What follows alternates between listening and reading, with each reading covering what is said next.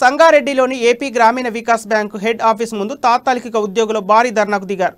తమను పర్మనెంట్ చేయాలని ఉద్యోగులు డిమాండ్ చేశారు. 6 నెలలుగా తమకు వేతనాలు చెల్లించట్లేదని ఆవేదన వ్యక్తం చేస్తున్నారు. తమ డిమాండ్లను పరిష్కరించాలని డిమాండ్ చేశారు. సుప్రీంకోర్టు తమను పర్మనెంట్ చేయాలని చెప్పినా బ్యాంకు అధికారులు పట్టించుకోవట్లేదని ఆరోపించారు. 30 సంవత్సరాల నుంచి ఉద్యోగం చేస్తే ఇప్పుడు వేరే ఏజెన్సీకి అప్పచెప్పి తమను రోడ్డు మీద పడేశారని అన్నారు. బ్యాంకు బయట బైఠాయించారు.